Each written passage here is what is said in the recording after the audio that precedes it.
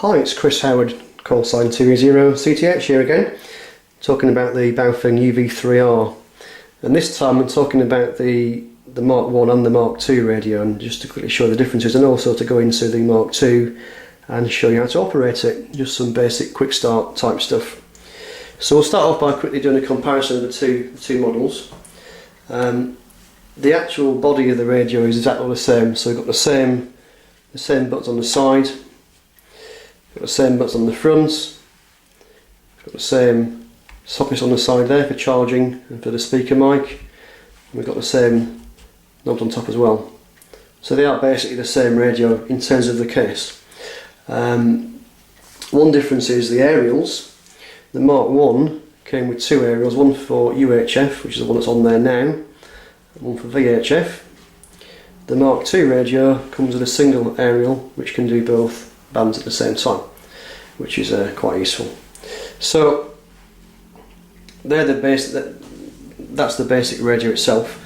Going into the radio itself, switching it on, the main difference between the radios is actually the fact that one's got a two-line display and the other one's got the Mark 1's got a one-line display. So you can see the difference there on the two screens. The two-line display is quite nice because it's slightly easier to use. So for example, if I press the menu button, I'll quickly go through some of the menu features here. Okay, so we can see there on the Mark 2 we've got the menu category, which is the RX code, and we've got the value set currently to off. On the Mark 1, press menu, you get the category, which is RX code, but to get the value you have to press UV, and that's currently set to off, for example. Again, you can scroll through the various options on the Mark 1.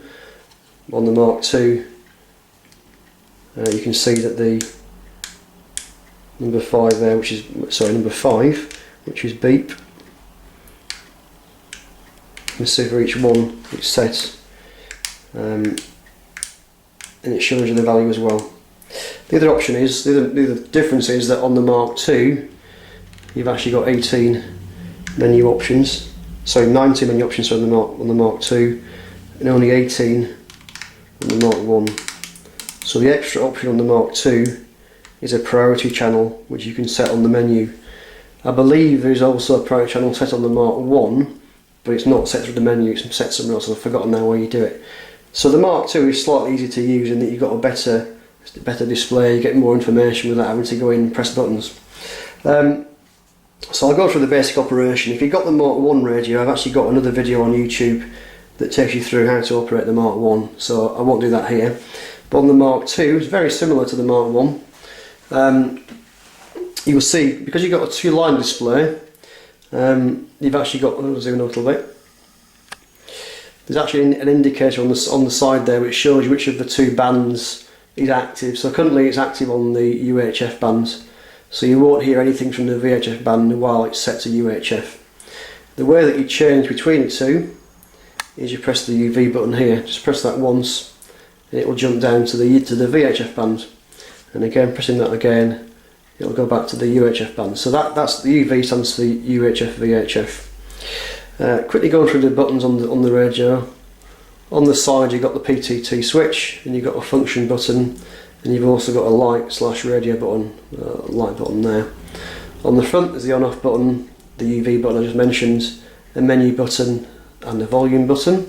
On top you've got a knob that you can control the radio with, which you can actually lock into position. If you push it down it will lock in position and you can't then turn it, so you've got to pull it back up again to turn that so it locks in place. And you've also got a little light as well, which I'll just quickly go through. So where you use the light is you press the light button here on the side. When you press that in, the light comes on, press it again and it goes off. Quickly go through some of the basic functions. So I've already showed you how to jump between the two bands. The way you change frequency is you turn the knob. You can see whichever is the active frequency, it will change that frequency by changing the knob. Pretty simple. If you want to jump in 1 megahertz steps, press the function button and you'll see the function indicator on the top on the display there lights up, and if you now turn the knob it will now jump in 1 megahertz jumps rather than the normal step. Again, press the function and the light goes off, and now you're back into normal steps again. You can change the volume level by pressing the vol button, and if you now turn the knob, you'll see that you can see the volume level on the display there will change. Again, press vol to come out of there. So that's your basic operation. One other thing, it has got a built-in broadcast FM receiver. So if you press and hold on the side the light button, this time you've got to hold it in, it will take you into the broadcast receiver. And again, you can change the frequency by turning the knob. And again, press and hold that to come out of there. So that's the really basic operation of the radio. Anything more advanced than that, you basically need to go into the menu system. So what I thought I'd show you now is how to operate the radio with a repeater. Now, I've already gone through this on the Mark 1 radio, and you can view that on a separate video on YouTube. It's actually very similar on the Mark 2 as well. So what we'll do first is we'll set the output frequency of the repeater. So the repeater I'm going to connect to is UV-3R Golf Foxtrot, which has an output frequency of 433.3. So I need to change that to that. Now the way I'll do that, I'll press the function button on the side and I'll jump up to 433, and as it happens it's already got 0.3 set, but I can change that if I need to using the knob. Okay, so that's the output frequency of the repeater. What we set next is the offset. So the way I do that, I press the menu button, takes me into the menu. I'll scroll around to the offsets option, which is number 10, and this repeater has an offset of 1.6 megahertz. So I can press the function button. That's gone wrong. Do that again. Not function, sorry. Press the UV button. Press the UV button, and now I can press the function button, and now I can go to 1 megahertz. Press the function button again, and now I'm going to choose 1.6. Okay, if I now want to save that, press the UV again, and that's now saved. The next thing I need to go and set is the shift. Now this repeater has a plus shift, so I press the UV button, you see the little arrow jumps down to the value. So I'm now going to choose the plus. I've got a minus and a plus and a 0, which means no shift. So I'm going to choose plus. Again, press the UV button, and that's now saved. The final thing I've got to set is the access tone, the CTCS tone for the repeater. That's on menu number 2, which is TX code. That's already set, because I set that earlier, but I'll change that if I want to. So press UV, and I can change the tone. I can turn it off, or I can go around, and it should actually be 88.5 this repeater. So there we go, 88.5. Press UV again, and that's now saved. Press the menu button, and that brings me out of the menu. So what you'll see on the display now, if I just zoom in, you can see there's actually a plus symbol now on the display. So that means that we've got a plus offset.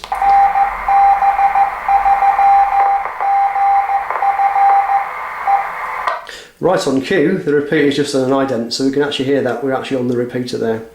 Now I don't think from here I can get back to the repeater, but I like to give it a try. So let's give that a try. 2E0 CTH, checking access. No, I haven't quite got enough power inside the house here to be able to get back to the repeater, but obviously we picked up the repeater's output there, which is quite nice. Okay, what I might want to do now is save that in memory. So the way you do that is you press the function button on the side, and you press the UV button, and you'll see now is it's flashing a number in the corner. It's flashing 04, which is actually the next memory that's free. So if I want to choose memory number 4, choose that one, press UV, and that's now saved in memory number 4. Now the way I go into the memories is I hold down the UV button. So if I hold that down, okay, and then memory number 4, I can now scroll around, and you can see the other memories that I've set as well. So you can see I've got a couple of other memories set there as well.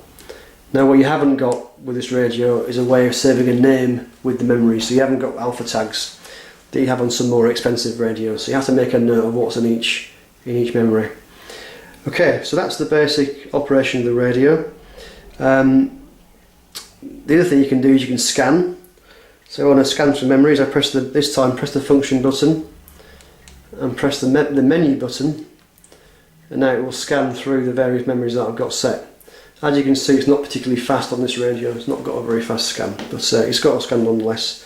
Again, I can cancel that by pressing the menu button, or I can press the P2T button as well, and that will cancel the scan. Again, hold down UV and that will come out of memory mode. One final feature of the radio is an emergency button, which I'll quickly show you. I'm just going to change frequencies. I don't want to do that on the repeater, so I'm just going to go down to the 2 meter bands, the VHF bands, quickly find a free frequency. Let's just do 475. 2E0 CTH. It's a frequency news, please. Okay, so I've had no response there. So I'm just going to do a quickly test. So basically, the way the emergency button works, if you hold down the function button on the side, it will go into emergency mode.